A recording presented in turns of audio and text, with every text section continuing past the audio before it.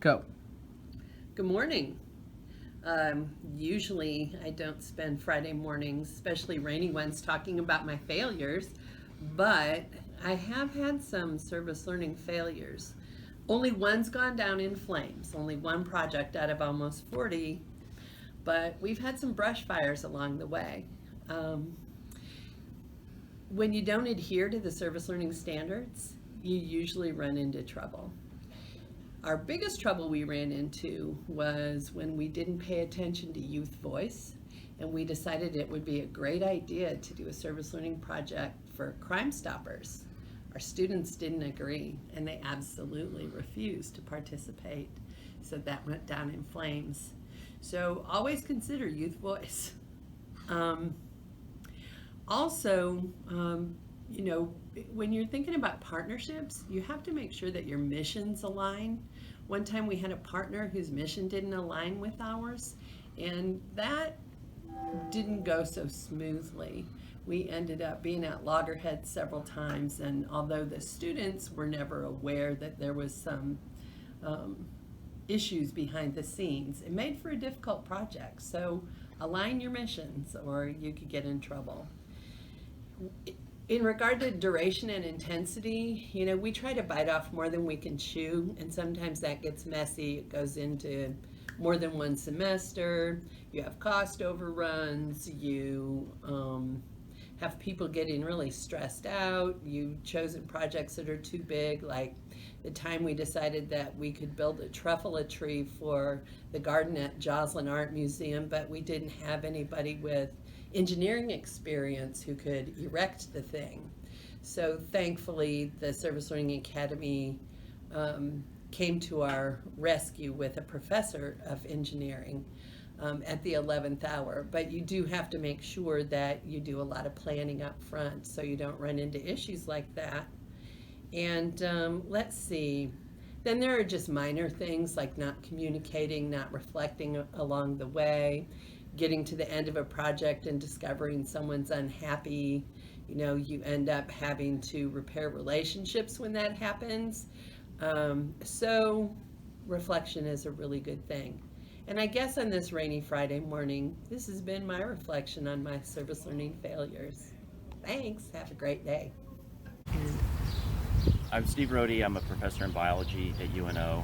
And what I'd like to share relative to service learning challenges is the context of working outside with projects. Nature has its whims. The rain garden we put in at Omaha Northwest, which has been very successful, took at least 3 tries in terms of water that didn't drain the way it was supposed to. We had to drill extra holes, and then we had a humongous hailstorm, completely wiped out the plants, not only in the garden, but at the storage area where the contractor just a couple blocks away was holding the plants until we got the water fixed. So the reason we're bringing that up is that outdoor classrooms are incredibly valuable for students. We've had all kinds of success in terms of working outdoors, whether it's nature, whether it's gardening, whether it's composting and waste management. But you have to be able to roll with the punches. You need a lot of good partnerships. You need a lot of very passionate people who are willing to grit their teeth and go back in and fix things. You need to wait for the weather at times, or you need to go out and get really drenched and cold at times. I think you have to reflect as people have put these projects together. So it isn't just the student reflection, but it's the faculty and teaching reflection of how do I need to do this better next time. And it's not that we can manage all of the risk, but I now know that for most of my projects, either in service learning or on campus, that we need 4 or 5 layers of volunteers on some of these projects, because inevitably things will happen, and you have to have somebody out there to water that plant on the hot day in July. So regardless of how great the idea was as a service learning project, it really does need to grow and thrive, and it needs to be there the following fall for the students to appreciate and enjoy. So tenacity is part of service learning. I will leave it at that. Hello, my name is Paco Fuentes, and I'm the unit director at the South Omaha Boys and Girls Club.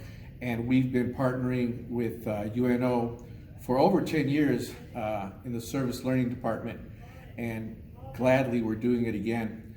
Today I want to talk a little bit about failure and my philosophy about failure. And so, strangely enough, I don't fear failure at all. I come to expect it, and over time I've learned how to use it to improve. And I'll give you an example of how that's worked with our partnership with Service Learning. So over the years, quite often the professors and especially the students from UNO would be concerned that they don't have the same kids every week. And so I always have to kind of explain that, we're not like a school. The same kids don't come every single day. And so you've got to go with what you got. And so if one week you had a class of 10 and this week you had a class of 2, well, you've got to do just as well. You have to teach just as well to the class of 2 as you did to the class of 10. But more importantly, you have to figure out how to keep that class of 10 coming back. Because I found that with connections and relationships, that's what brings the kids in. That's how they participate. So again, I like to look at failure, analyze it, figure out how we can work on it, fix it, and finish with a better product, a good product. Thank you. So I've been thinking a little bit about this, and I think some of the failures have come mostly from communication, and others have come from depending on the different groups. We may have a different response.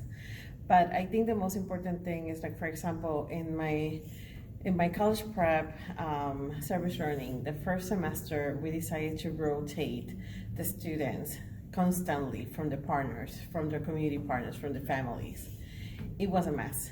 So the students didn't develop those relationships. So we talk a lot about relationships in service learning, and that was a complete flop, because changing the students constantly from their partners meant that they didn't create those relationships, and they will see their past partners and they will be like, oh, I love that family, but they had a new family. So it didn't quite work. Although occasions that I strongly recommend the professors to be really aware is, like, don't come with a really strict agenda. You really need to be flexible. If you say, this is what the service learning is gonna look like for my part, without providing or getting the input from the partners, it's not good. I try to be as flexible as possible, because have a goal for your class, but don't say this is how the project is going to look like. Because I think as professors, we can adapt a lot more than with the community partners. So make sure that you have that you communicate. And the third thing that it's really advisable that we learned from the Boys and Girls Club is having a point person. So having a point person at the community side, having me as the point person, or somebody and the service learning, so that all persons communicate well. Because having that point person that recruits the participants at all sites, and that ensures that everything has been turned in, doing reflections together, things like that, could develop those relationships and work really well. And that's it. Okay, here's our contribution to the FailFest. Our project is called Voices Across Generation, and it has 3 stakeholders: the seniors who live at Royal Oaks Assisted Living, 3rd graders who go to school in a different part of the city than Royal Oaks, and our UNO graduate students in educational leadership. And the UNO graduate students are students who are working on their master's or doctorate in addition to working full-time. And so they come to campus in the evening to take classes towards their master's or doctorate. So our FAIL this year focuses around the idea of scheduling. Royal Oaks Assisted Living is a great organization who recently has had some transition in the role of leadership around programming for the seniors in their space. And so our original plan of who is meeting what, when, where, why, all that stuff kind of had to be adjusted on the fly. And through that leadership transition, it was both at the front of our time together as well as in the middle of our time together. And so our 3rd grade partners, their teacher and administration in that space, the adult students in our UNO class, we needed to be flexible, and we needed to be responsive to what Royal Oaks' needs were at that time. We know that we want to be an addition, not a burden, in the process. And so being able to be flexible through that scheduling in order to meet our community partners' needs was really important. And in the end, we had a lot of successes. And so you can see some of that here.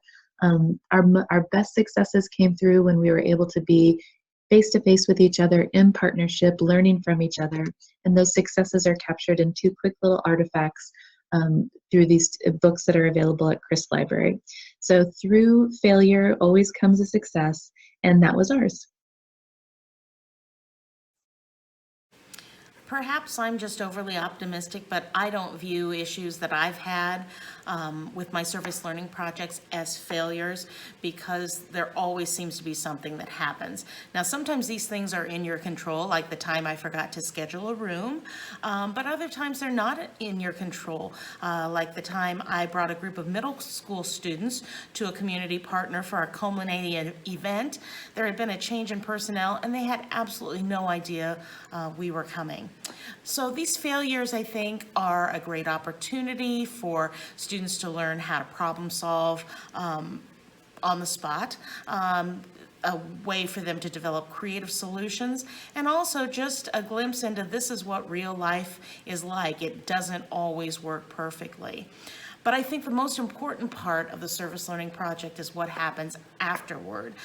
Taking those student reflections, taking your community partner reflections, and also gathering your own insights to think about what could make the project better the next time. I encourage you to forge on, because there is no such thing as a perfect service learning project. But again, with practice and with constant reflection, it gets easier and easier every time, and you take those little hiccups in stride. Another point I'd like to make about failure is perspective. Sometimes the students or faculty will see something as a failure, and in fact, the Boys and Girls Club staff and the kids think of it quite the opposite. And so, that's when we have to go back and, one, provide the UNO staff and students with feedback, and 2, have that moment of reflection, which I think is fantastic. And I really like the way that UNO Service Learning does the reflection piece in all of their projects.